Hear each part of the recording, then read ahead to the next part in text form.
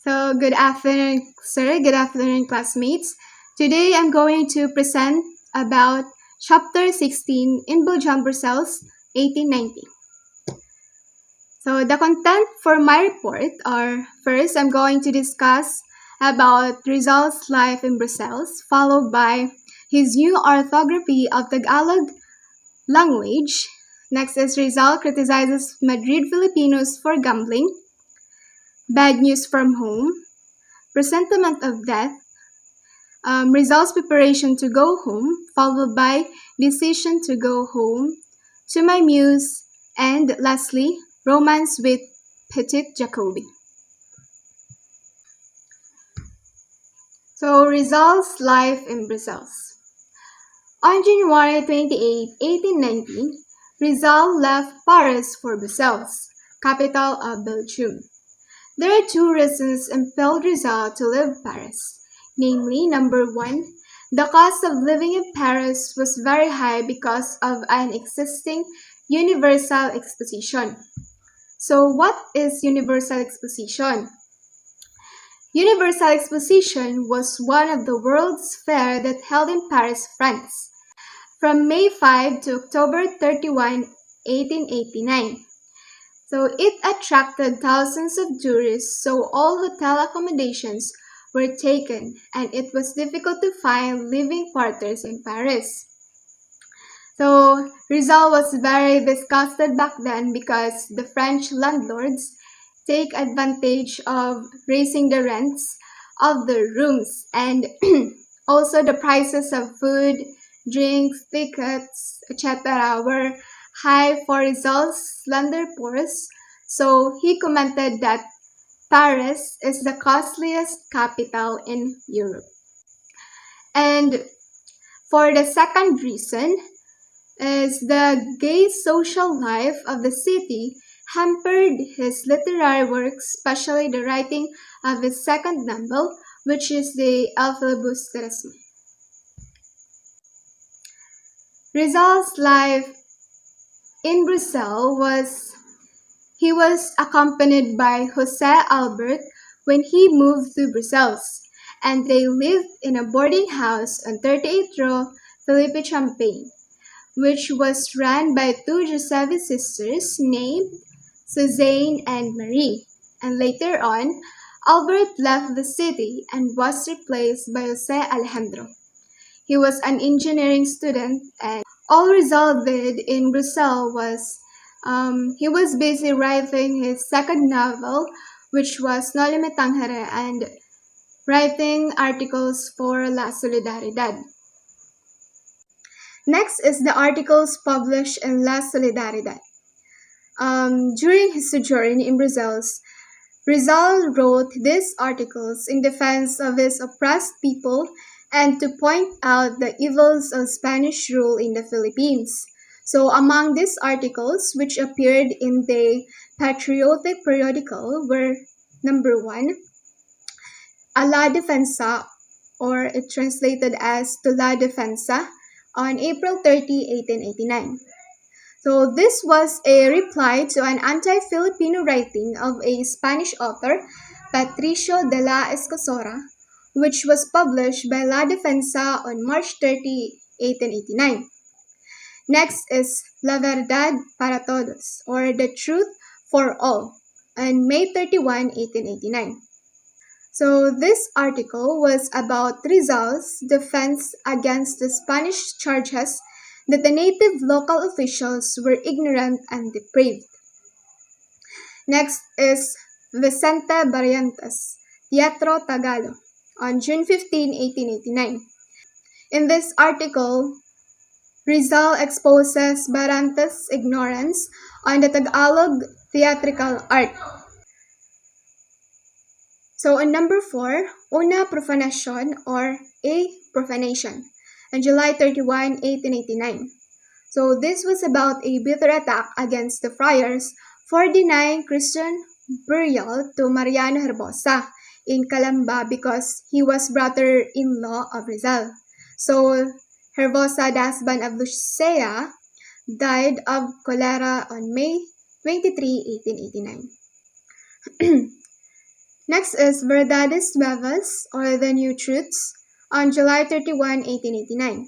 So this was a reply to Vicente Belloc Sanchez letter published in La Patria in Madrid newspaper on July 4, 1889, which asserted the granting of reforms in the Philippines would ruin the peace of maternal rule of the friars.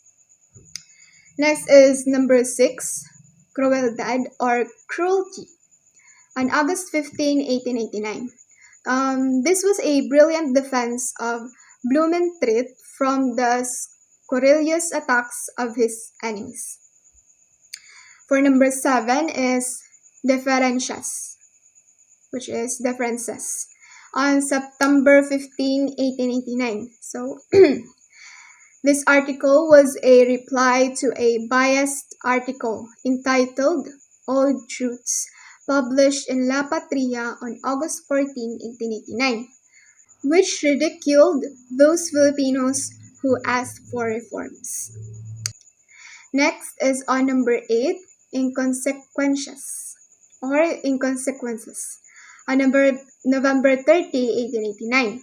So this article was a defense of Antonio Luna against the attack of Pablo Mer Diaz in the Barcelona newspaper El Pablo Soberano. Next is Llanto y Risas, or the Tears and Laughters, on November 30, 1889. So this was a denunciation of Spanish racial prejudice against the brown Filipinos. So Rizal mentioned in this article how the audience exposed mostly of Spaniards and mestizos stopped applauding when he received first prize in the literary contest in 1890 because of his brown color. Next is number 10, ingratitudes or ingratitude, on January 15, 1890. This article was a reply to Governor General Valeriano Weyler, who, while visiting Calamba, he told the people that they should not allow themselves to be deceived by the vain promises of their ungrateful sons. Next is Rizal's new orthography of Filipino language. So, in spite of his European education and his knowledge of foreign languages, Rizal loved his own native language.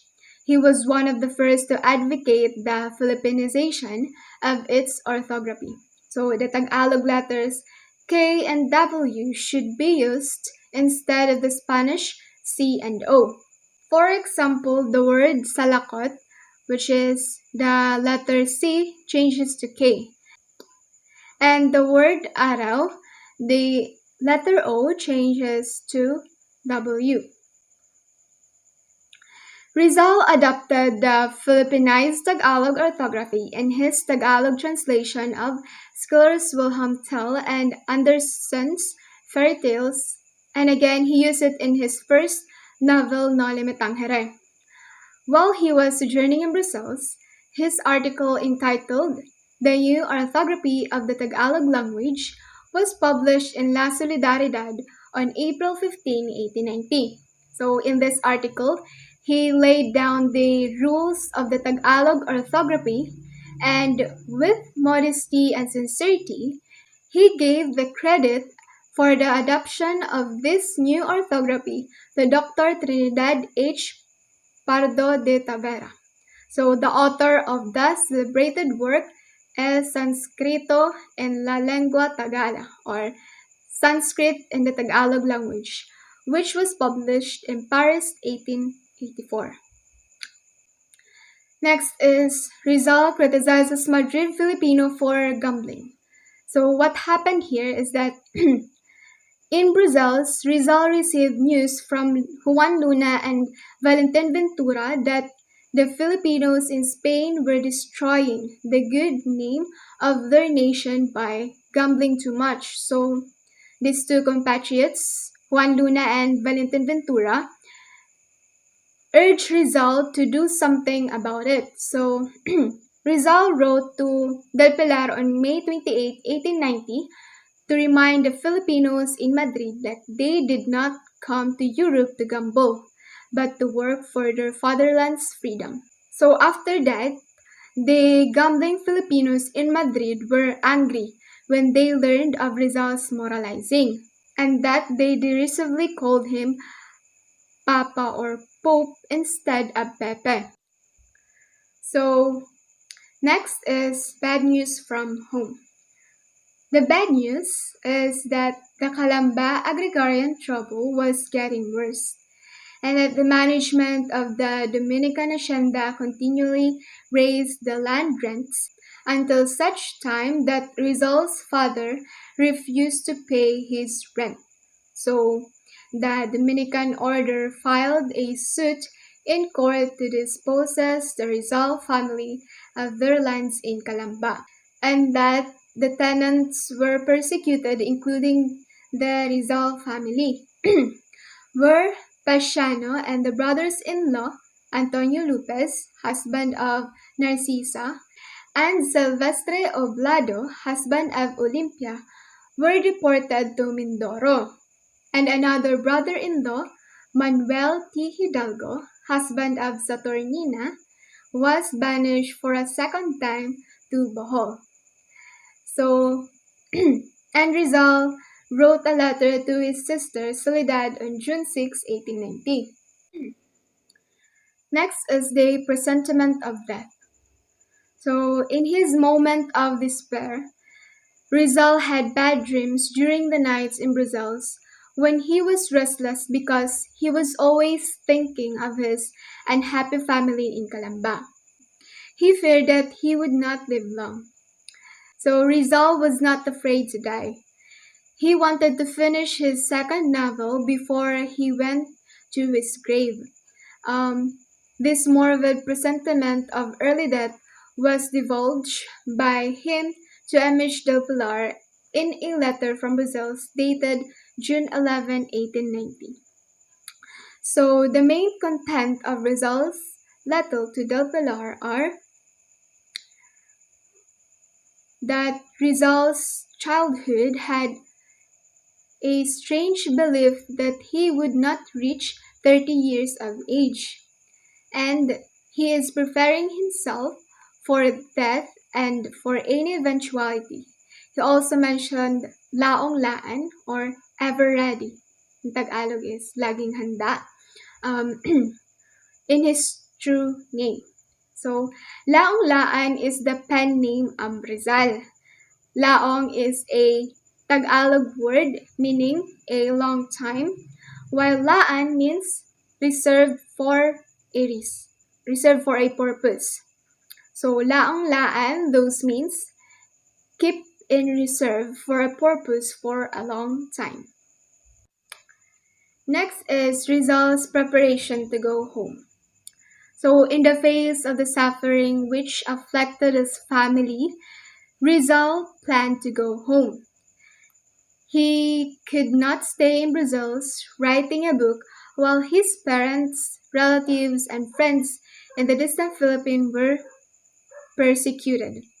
So upon hearing that, so upon upon hearing that Graciano Lopez Gino was planning to go to Cuba, he wrote to Ponce on July 9, 1890, opposing Graciano's plan.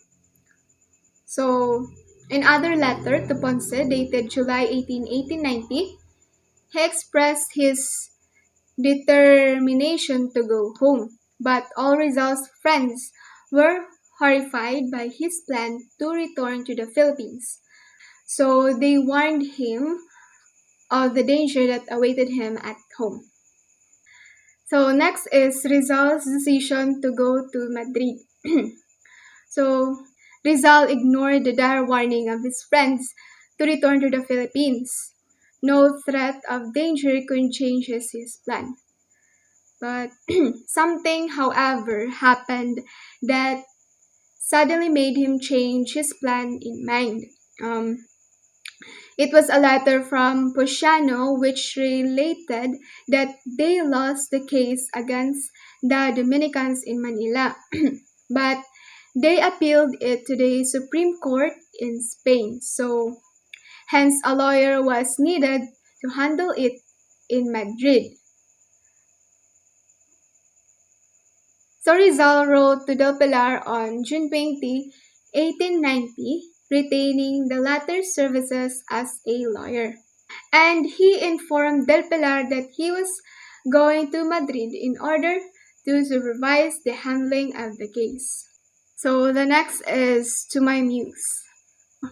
It was against a background of mental anguish in Brazil's during those sad days when he was worried by family disasters that he wrote his poem To My Muse on 1890. So this poem, in other words, is what represents Jose's worries on the disasters experienced by his family. And and lastly, romance with Petit Jacobi. So there are two things brought some measure of cheer to the despondent Rizal as he was preparing for his trip to Madrid. So first is the summertime festival in Belgium, which was celebrated in carnival style. And lastly, or the second, is the romance in Petit Jacobi, the niece of his landladies. Um, so Rizal was so charming and dignified gentleman that Petit Suzanne was attracted to him. So he was lonely in a strange country, and Leonor Rivera, childhood sweetheart of Rizal, was so far away. She was in the Philippines back then. And so naturally, being a normal young man, he found a certain bliss in the company of a Belgian girl. That's all for my report. Thank you for watching.